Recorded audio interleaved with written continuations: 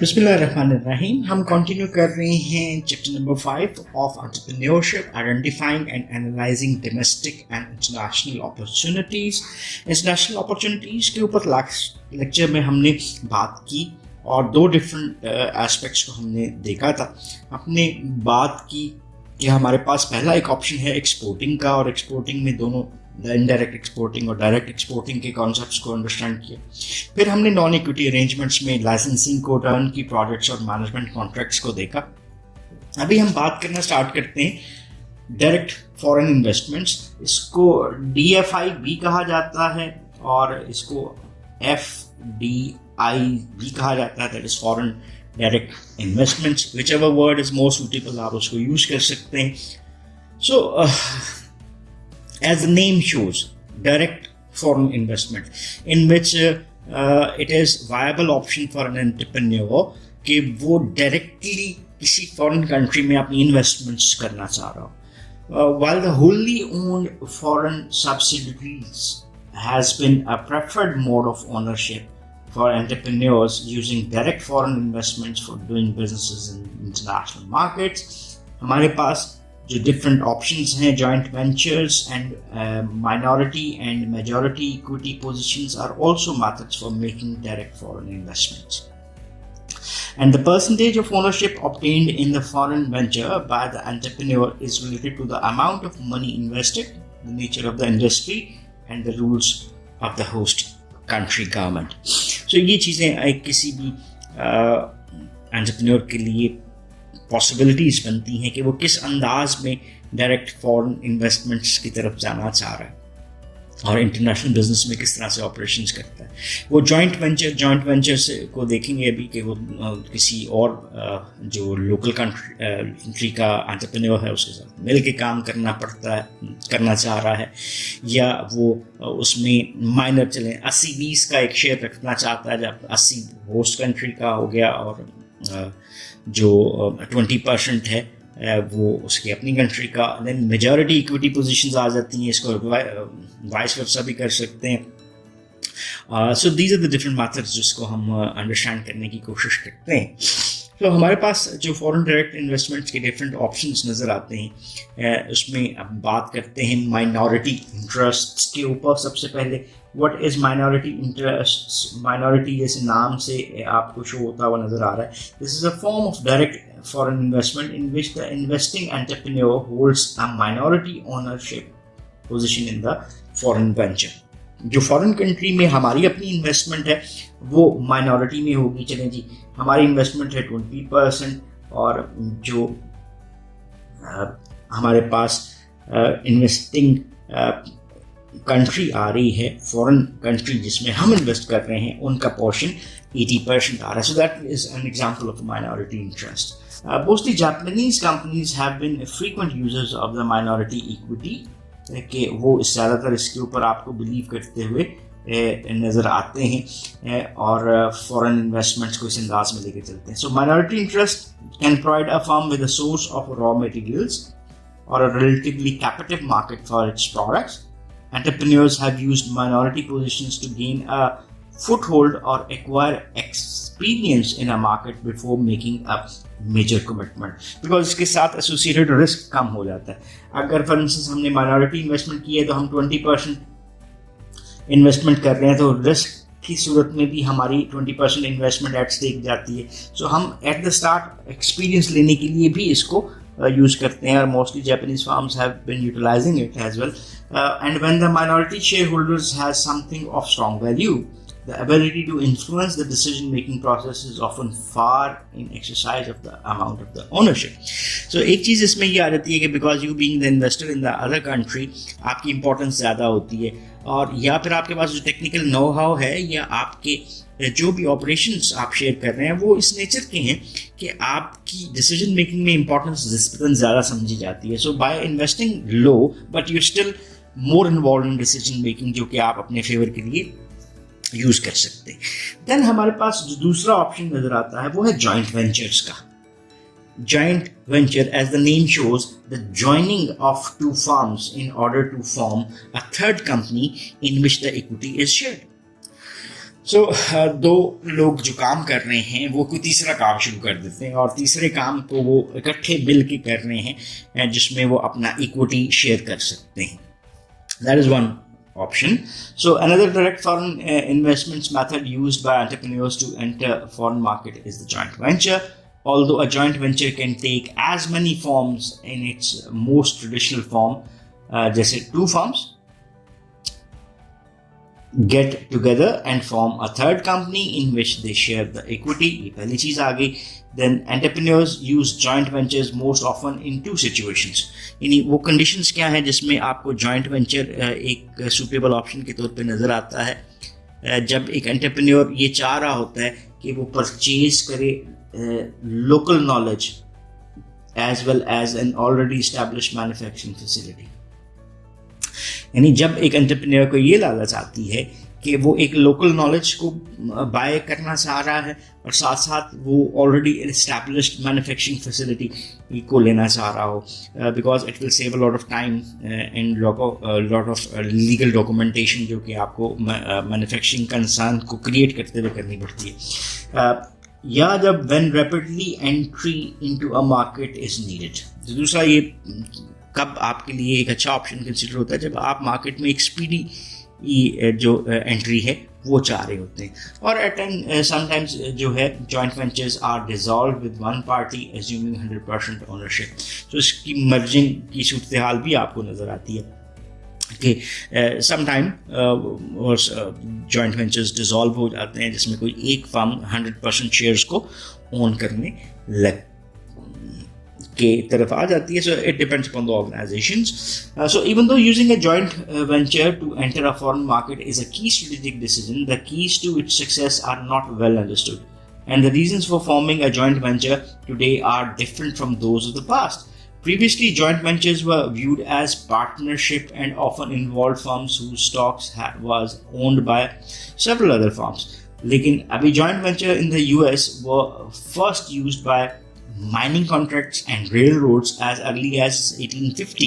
So आज के दिन पे इसकी यूटिलाइजेशन आपको फर्क नजर आती है. The use of joint ventures, most vertical joint ventures, started increasing significantly during the 1950s, and through the vertical joint ventures, two firms could absorb the large volume of output when neither could afford the diseconomies associated with the smaller plant. यहाँ पे एक छोटा सा मैं आपको लफ्ज़ clear करता चलता हूँ. Vertical joint ventures, vertical joint venture से क्या मुराद है? फॉर इंस्टेंस ये अगर एक फर्म काम कर रही है तो उसके बैक एंड पे कुछ फंक्शंस परफॉर्म होते हैं और उसके फ्रंट एंड पे कुछ फंक्शंस परफॉर्म होते हैं.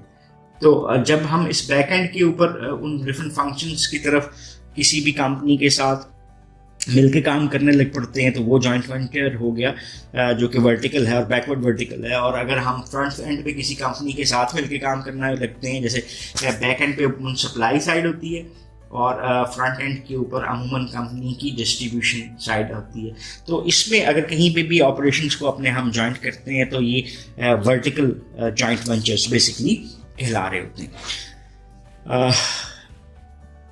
सो आपको इसके ऊपर बहुत सारा टेक्स्ट भी मिलेगा. There is what has caused significant increase in the use of joint ventures. इसके रीजंस को देख लेते हैं. जब मेनी हैव नॉट वर्कड, जब आपके पास डिफरेंट अदर ऑप्शंस हैं वो उस तरह से आपके लिए सक्सेसफुल नहीं है, तो आपके पास ये ऑप्शन है कि आप जॉइंट वेंचर्स के ऊपर काम करने की कोशिश कर सकते हैं. Synergy between firms is another reason that an entrepreneur may form a joint venture. कि अगर एक इंडिविजुअल, synergy हम कहते हैं when 1 + 1 is greater than 2, यानी एक का इफेक्ट दूसरे के साथ मिलके टोटल इफेक्ट से ज़्यादा हो जाता है. यानी एक और एक को अगर हम जमा करें तो 2 बनता है, लेकिन अभी 2 से ज़्यादा रिजल्ट आ रहा है. That is the synergy.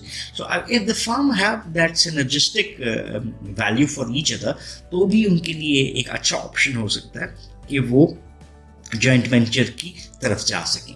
Another reason for forming a joint venture is to obtain a competitive advantage. अगर आप कहीं पे अपनी फर्म के लिए कंपैटिटिव एडवांटेज विन करना चाह रहे हैं तो वहाँ पर भी आपके लिए एक अच्छा ऑप्शन हो सकता है कि आप जॉइंट वेंचर की तरफ चले जाएं. जैसे जॉइंट वेंचर की सूरत में you are becoming big by becoming two different organisations working together, इसकी वजह से आप कंपटीशन को साइडलाइन कर सकते हैं.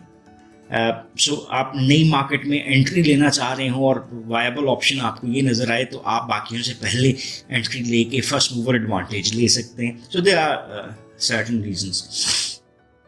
और entrepreneurs themselves frequently use joint ventures to enter markets and economies that pose entrance difficulties or to compensate for a company's lack of foreign experience. So another reason आपको ये नजर आता है कि जब आपके लिए किसी भी मुल्क के लॉज रूल्स एंड रेगुलेशंस की बेस के ऊपर एंट्री मुश्किल होती है तो आप जॉइंट वेंचर कर सकते हैं और उसकी बेस के ऊपर आप वहाँ पर एंट्री ले सकते हैं.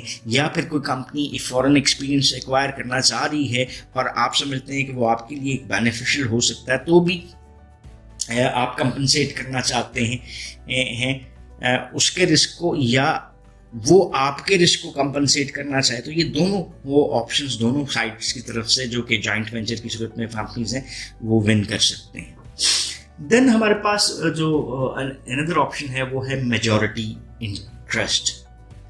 Majority interest purchase of over 50% of the equity in a foreign business. जैसे माइनॉरिटी इंटरेस्ट में हमारा माइनर इंटरेस्ट था, अभी हमारा मोर देन 50%, इसको हम मेजॉरिटी में कह रहे हैं, वो इंटरेस्ट फॉर्म होता हुआ नजर आता है. सो इन अ टेक्निकल सेंस अगर हम बात करें तो anything over 50% of the equity in a firm is majority interest. So the majority interest allows the entrepreneur to obtain managerial control while maintaining the acquired firms local identity.